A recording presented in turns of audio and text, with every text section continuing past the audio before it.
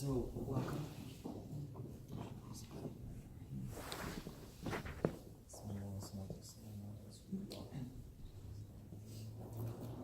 عن أبي هريرة رضي الله تعالى عنه أن رجل قال للنبي صلى الله عليه وسلم أوصني، قال لا تغضب، فردد مرارا قال لا تغضب. رواه al-Bukha. It is narrated by Abu Huraira, may Allah be pleased with him, that a man came to the Messenger of Allah sallallahu alaihi wasallam, and he said, "Give me advice." And so he said, "Do not become angry." And so he repeated himself, like he said, "Give me another piece of advice." And he said, "Don't become angry." And this was narrated in Bukhari. And so if anyone needs to leave at any point, feel free to do so, inshallah. This lecture is based on a lecture given by Mufti Hussein Kamani on his podcast at Qalam.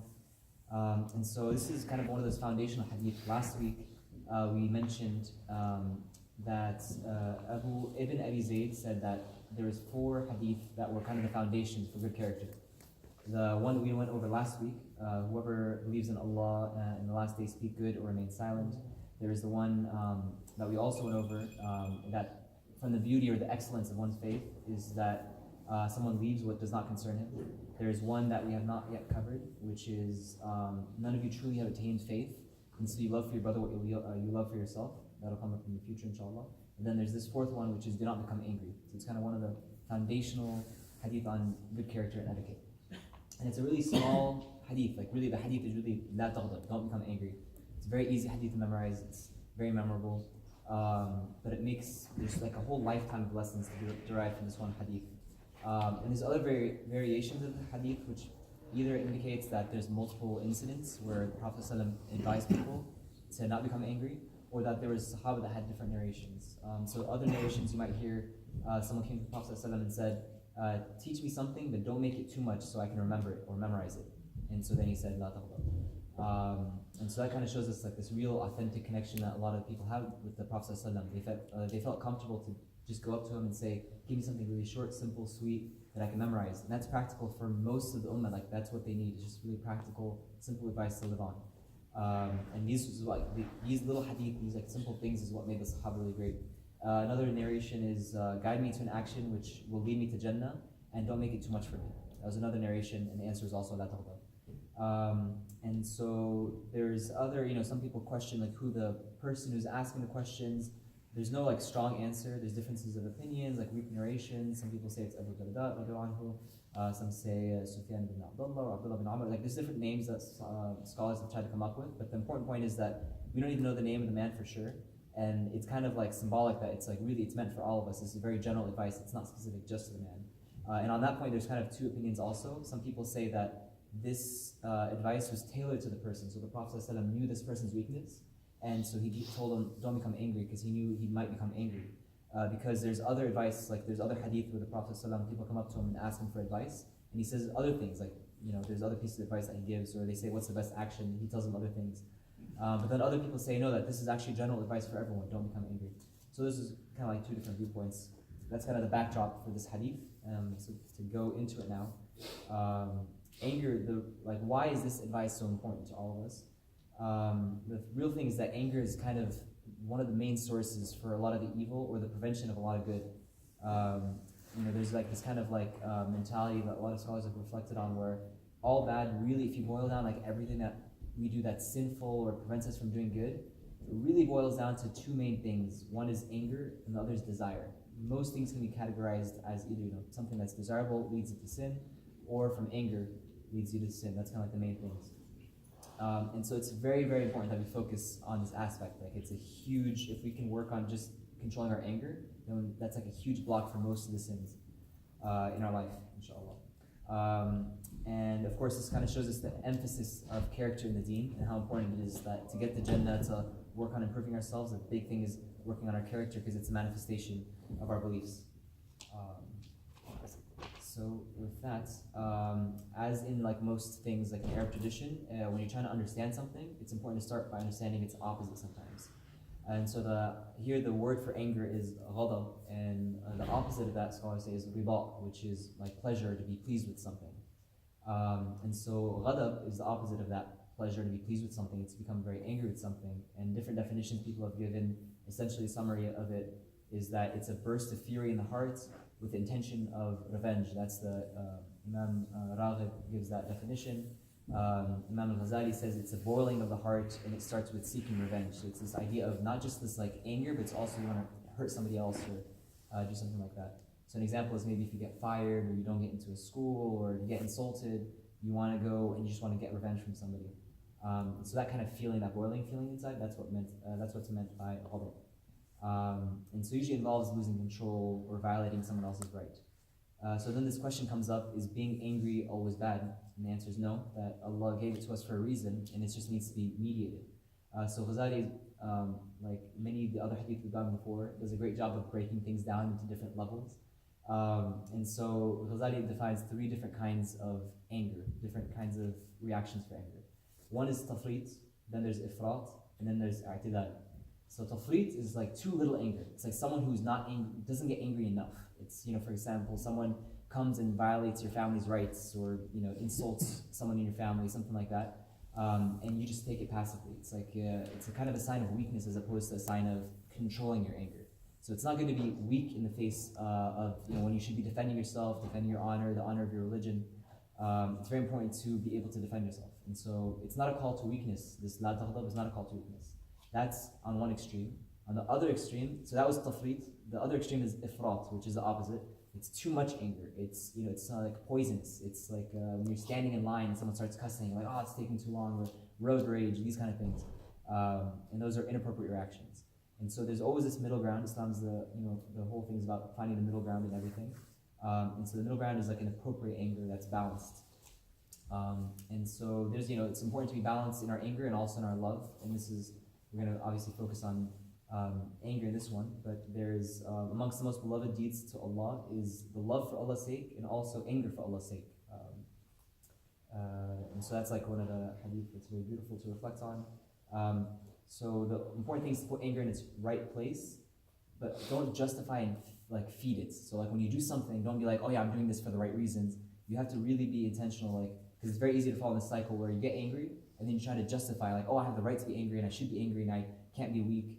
So you have to really be reflective and honest with yourself and not just let yourself justify it. And so there's a lot of beautiful stories from the Sahaba and the Prophet ﷺ themselves.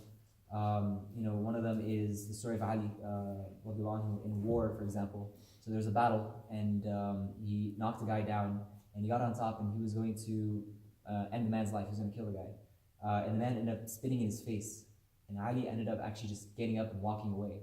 And the guy is sitting there, shocked. He's like, "You were just about to kill me. What happened?" He's like, "You should have stabbed me 30 times, not just 3 times." And Ali said, when I was originally going to kill you, it was because you were an enemy of the Prophet ﷺ and of Allah, and you were going to attack the messenger. So my intention is to defend the messenger of Allah and to defend Islam. So that was my intention. When you spat in my face, I got angry, and I wanted to kill you just because you spat in my face, because you disrespected me. And he said that was not, I didn't want to kill you for that, because I would be held accountable in Allah for that reason. So he literally walked away in the middle of a battle from that, which is kind of an amazing example. He also says another very poetic thing, which is, the translation of it would be in kind of going back to that moderation of both love and anger, is that when you love somebody, be cautious with how much you love them, because someone you might love now might turn on you later. And when you hate somebody, be cautious with how much you hate them, because they might become your friend later. And that's also a beautiful reflection from Ali. The Prophet ﷺ was also obviously an amazing example of how to have balanced anger in his life. The Prophet ﷺ himself got angry in certain situations. For example, there's a situation where the Sahabi, they complained that there's a Sahaba who was leading Salah in one of the masjids, and he was taking too long. And so because he was taking too long, people stopped coming to prayer for that reason. And the Prophet ﷺ got very angry. He said, "Shadid al-Ghadab." So he became very, very angry, and he told them to shorten the prayers so you don't make it too hard on people. And then another example is he saw someone spitting in the masjid, and at that time they didn't have carpets, they had dirt, and so it was common for people to try to spit. And so he said, you shouldn't be spitting in the masjid, and if you do, make sure you do it to your left and you cover it with dirt. Don't do it in the direction of the Qibla. So he got very angry in that situation. So those are situations where the Prophet ﷺ got angry. He made sure he would always make dua for people when he got angry, and he made sure to give advice, and he didn't react hastily. And another example is also Aisha radiallahu anha, when she was upset, and this is kind of getting into another point we'll get into inshallah. When she got upset, the Prophet ﷺ said, I know when you get upset. And so she said, how do you know? Like, is this something revealed to you?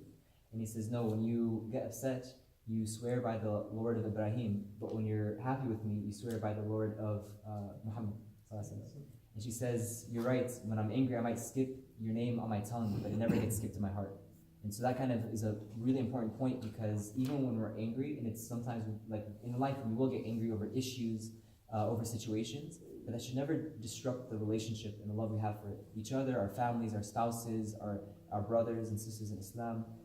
We got to make sure we separate like the personal from the issues at hand, which is very important.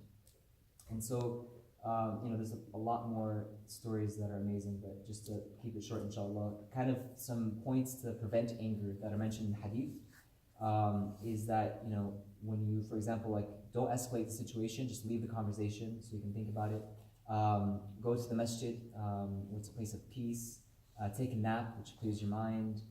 Make wudu, like the shaitan is extinguished with water. There's a hadith that says the shaitan is made from fire, so extinguish him with water. A lot of people say either make wudu or drink water. And then you can also change your position. The Prophet ﷺ said, if you're standing, sit down. If you're sitting, lay down, connect to the earth. Those are ways to kind of clear your mind and kind of calm yourself. And also remember, like, anger spreads. So when you're angry with somebody, it doesn't just affect you or the person you're angry with, but it can affect everybody. And a very easy example of that is when parents, for example, fight. It doesn't just affect the two of them. It affects the children. It affects their parents. Right? Their parents, like the in-laws, might get involved and get really upset. It affects like the community potentially. It kind of has this trickle effect.